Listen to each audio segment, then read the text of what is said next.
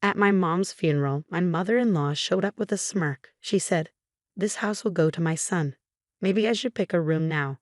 I told her actually, I'm the one getting this house. She argued, "But doesn't a wife's stuff belong to her husband? So technically, this house is my son's, right?" I sighed. She chirped, "Let's be friends now." I wasn't sure. "What do you mean?" She said, "I'll take over this room." I asked, "Are we living together then?" She said confidently, "Yes, that's the plan. This house is too good to be empty." I was still mourning, but my mother-in-law acted like nothing was wrong. "Why bring this up now? Can't you see I'm sad?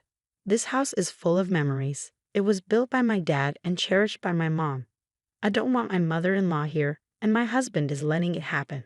To protect my beloved home, I took action before we moved in. I'm 42, work in an office, and thought I'd missed my chance at marriage. Then I met Michael, 4 years younger, through a friend, and we tied the knot. He's caring and values my input. "Where shall we honeymoon?" "You mentioned Europe, right?" I asked, "But you said you liked the Maldives." "Let's go there," he suggested. "My mom needs to stay with us. Dad's not well, and she's struggling alone," he explained. "I get it, but didn't we agree not to live with parents?" "You're right, I'll talk to her." My husband always indulges my wishes, which sometimes makes me feel guilty. Finding a good partner is a blessing, but there's a lingering sadness. My dad passed away 3 years before I got married, so I couldn't share my wedding with him. He was a strict boss at a small business, and I looked up to him. Despite the company's size, he earned well, and we had a decent home where we held his funeral. Working in an office made me appreciate my dad even more. Then 2 years after our wedding, my mom also passed away. "Your mom too?" my husband asked, concerned. "Do you need a moment in the other room?" Funerals usually aren't held at home, but we did it for my mom. Throughout my mother's funeral, my husband was there for me, a constant support. I felt incredibly lucky to have him. Then my mother-in-law, Nancy, arrived. "I'm so sorry for your loss," she said. "Thank you," I replied. I hadn't spent much time with Nancy before, keeping a respectful distance, but during the funeral, I saw a different side of her. Afterward, Nancy approached me, which wasn't unusual, but her demeanor was strangely cheerful. "Thanks for your help during the funeral. It went smoothly because of you," she said. "Now that it's over, let's drop the formalities." I was surprised. At first, I thought she was being considerate, given my grief, but it soon became clear that wasn't her intention. "Your parents had such a lovely home," I said. "Hold on a sec." She boldly ventured further into the house. "Mom, this isn't a good time. Some areas are a bit messy," I protested.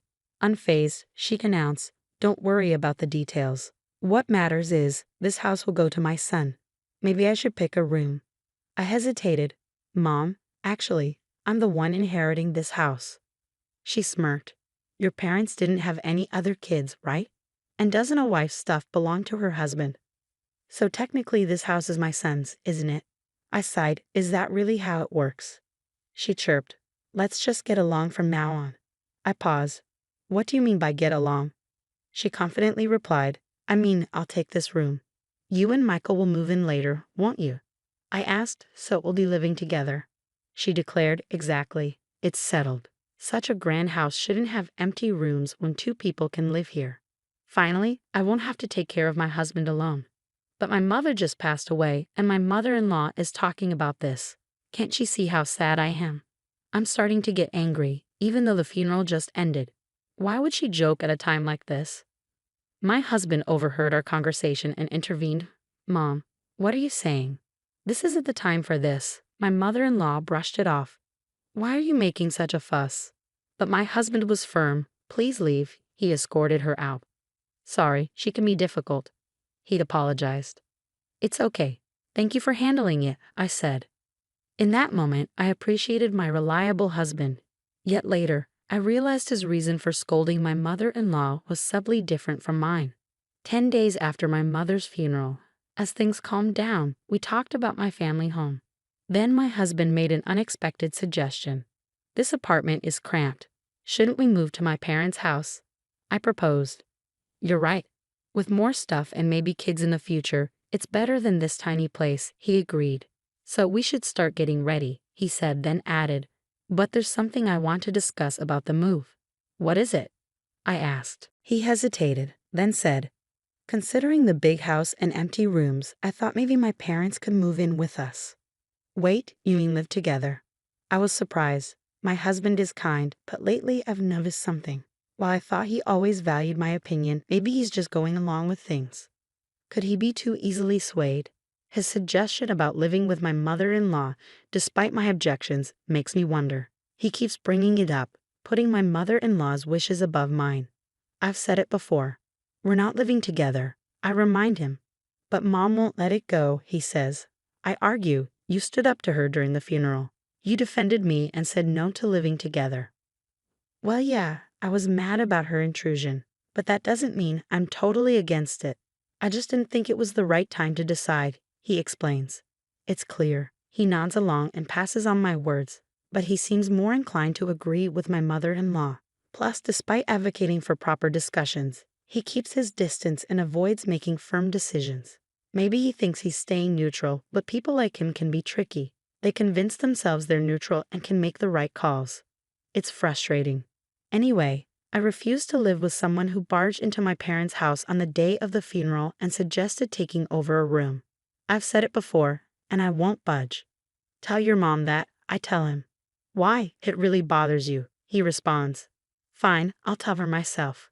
Well, I had mentally prepared for the possibility of living with my in-laws when we got married. Witnessing my mother-in-law's behavior at my mother's funeral made it clear. Living together in my cherished family home, built by my father and lived in by my mother, is out of the question. And now, with my husband's lack of assertiveness apparent, the idea of cohabitation is unthinkable. When my husband relayed my opposition, my mother-in-law directly challenged me, asking why I was against it when we have such a spacious house. She insisted that as Michael's wife, his parents are now mine too. I've already declined living together. I'm sorry, but with my husband's mobility issues, it's too much for me alone, I explain. So you're abandoning us? Did you even listen to your husband's reasons? My mother-in-law counters. I'm sorry, but after this heartless response, I won't ask anything of you anymore, she retorts. I feel for my father-in-law's health, but based on my mother-in-law's past behavior, I can see a future where all responsibility for him would fall on me if we lived together. If that's the path we choose, significant changes in my husband and mother-in-law's mindset are essential. A few days after my mother-in-law's accusation, my husband began rearranging the living room, shifting furniture, and creating space. What's going on? Are we storing boxes here? I inquire. He responds, no, I'm making room for 2 beds. The mention of 2 beds sends a shiver down my spine. Are your parents coming to stay? I cautiously ask. No, they're moving in, starting today. This is truly the worst, he admits. Despite my objections to living together, my husband and mother-in-law have decided on it. She said she wouldn't rely on me anymore, yet she's turning to you instead. Why? I ask. He explains, their lease is up, so we agreed they'd move here instead of renewing. It'll be crowded for 4 people, but we're moving soon, right? Just bear with it for a bit. But that's not what I meant. Why is cohabitation even an option? I've said before I don't want to live with someone who barged into my parents' house on the day of the funeral and suggested taking over a room. I'll talk to Mom. From now on, we'll be living together, so please try to get along, he insists. Why do you always side with your mom? I question him. He explains it's not about favoring her. I consider both your opinions and make a decision. My husband, usually accommodating towards my mother-in-law, seems to have fallen into her cohabitation plan. Maybe he's unknowingly influenced by her, thinking he's making independent choices. I used to see my husband as kind and caring, but paired with my mother-in-law, he becomes quite a challenge, and now I'm reluctantly pushed into living with my in-laws, just as I feared. This apartment is too small for 4 adults. We'll manage until we move, I remark. It's frustrating. She just arrived, and now she's complaining about the room. I apologize for the sudden addition of 2 elderly people. We'll try not to inconvenience you. If your mobility issues cause any problems, please let us know. My father-in-law, Tommy, who has mobility issues, seems better than expected. He experiences minor discomfort when moving, but nothing serious. Was my mother-in-law genuinely struggling to care for him? He's polite and even offers to do things on his own. Unlike my mother-in-law, he doesn't seem troublesome, or so I thought. Is there a pharmacy nearby? I forgot my medicated patch and need to buy one, my father-in-law asks.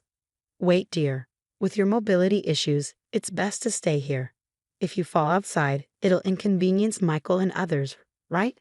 Ask them to buy the patch for you, I suggest. But I usually buy it myself. Didn't they say to let them know if you need help?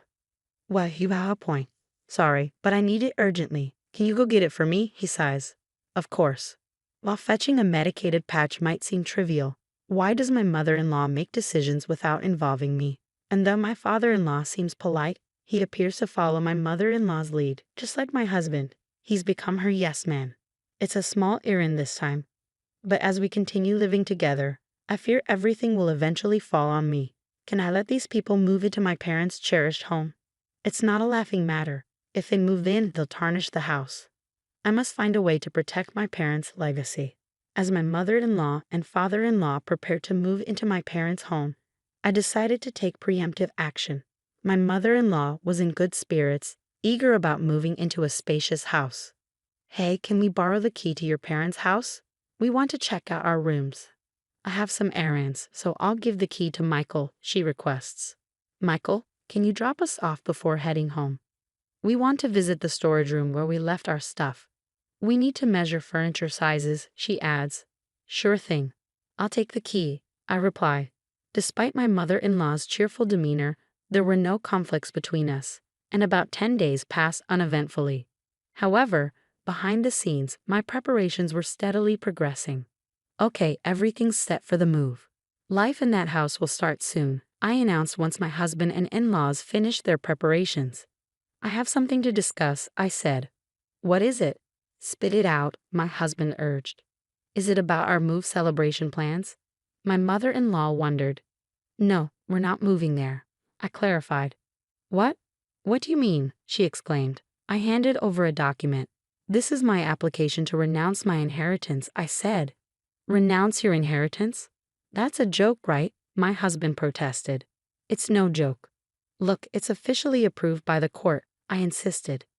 That house means a lot to me. I couldn't bear to see you living there, so I've decided to let it go, keeping it as a cherished memory in my heart, I explained. What madness possessed you? You could have sold it for money even if you were giving it up. Why abandon it? My mother-in-law scolded. Even if I sold it, you'd just rely on the money. I thought it'd be clearer if I had nothing, I reasoned. We moved out of our old place for this move, you know. What's going on? How will you make it up to us? She retorted. I've always opposed living together, yet you forced it on me without proper discussion. So I had to take a stand. I stood firm. Upon hearing that I renounced my inheritance, both my husband and mother-in-law were stunned, their faces drained. They were speechless, their energy depleted. My father-in-law looked puzzled as he watched them. But I'm not backing down, Michael. I pressed on. I've been considering divorce. What do you think? Divorce? My husband stumbled over the word. Michael, you should divorce this absurd wife immediately, my mother-in-law chimed in. I had expected her immediate call for divorce. What I wanted to know was whether my husband could make his own decision at this crucial moment. If he yielded to my mother-in-law now, our future together would be even more challenging. Even being suddenly asked about divorce is troubling, Mom, my husband muttered. His response was pending, but my determination to go through with the divorce had solidified. Fine, divorce is the only option, my mother-in-law snapped. Michael, it's unavoidable. Your mom is adamant, my father-in-law intervened. Well, it seems you also want a divorce, and maybe that's for the best. Even in significant decisions, my husband and father-in-law remained yes-men to my mother-in-law. And now my husband's words made it seem like he was changing his mind for my sake. Very well, I declared. Let's proceed with the divorce. I'll move out with just the essentials. I spent the night at a budget hotel. The next day, I had urgent matters to attend to, so I took a half-day off work and went back to the courthouse. A few days later, my mother-in-law called me. What's this about the house becoming yours? She demanded. Why this sudden concern? Did you learn about it during the estate division process? I asked. Yes, that house is rightfully mine. You forged documents and deceived us, she accused. Why would I forge court documents? Those are genuine, I replied. Then why is the house going to you when you were supposed to renounce the inheritance? She pressed. After that, I withdrew the renunciation application. Renouncing an inheritance is complex. Once filed, it takes about a month to be accepted, during which it can be withdrawn.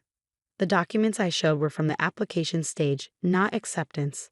I made you believe I had given up the house and mentioned divorce to see your reactions and plan my next steps. I hoped Michael would oppose divorce. But your mindset didn't change, I explained. So the house really becomes yours? Since it was acquired before the divorce, it's subject to property division, right? She inquired. In such cases, you two would split the proceeds from selling it. She tried to assert her claim.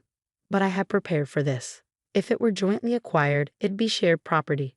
But it's inherited, so it's exempt from division. Unfortunately, specific assets like this aren't eligible for division. I reiterated. Did you consult a lawyer when you found out the house would be mine? She asked. If Michael had paid off the house loan or covered renovation costs, those expenses might have been considered, but I assumed that didn't happen. I replied. What about the money Michael would get through property division? She pressed. We've only been married a short time, so there's not much. Maybe just the car, though it still has a loan on it. I explained. You're selfishly claiming the inheritance, aren't you, heartless? She accused. I'm protecting my parents' memories. I don't want people like you in their home. If you have further complaints, consult a lawyer, I responded firmly. After the call, divorce proceedings went smoothly. Presumably, she urged my husband to divorce me promptly. Regardless, the divorce was finalized and I no longer had to deal with my in-laws. I felt relieved, as if I'd safeguarded my father's home. After I moved out, my former in-laws stayed in the apartment my ex-husband and I used to share. It wasn't spacious, so even with one less person, it must have felt cramped. They explored other housing options, but faced challenges due to their age. Eventually, my ex-husband rented a smaller single-family home for them to live in together. Though smaller, it's still a house, so the rent is likely higher than for the apartment. He'll need to support them going forward. My ex-husband is in for a tough time. My former mother-in-law was excited about the large house my father left behind, but now she's settling for a smaller home. I imagine she's disappointed. As for me, I've started a new life in my parents' house. It feels comforting, as if they're still with me. If you enjoyed this story, consider subscribing to the channel. Until next time.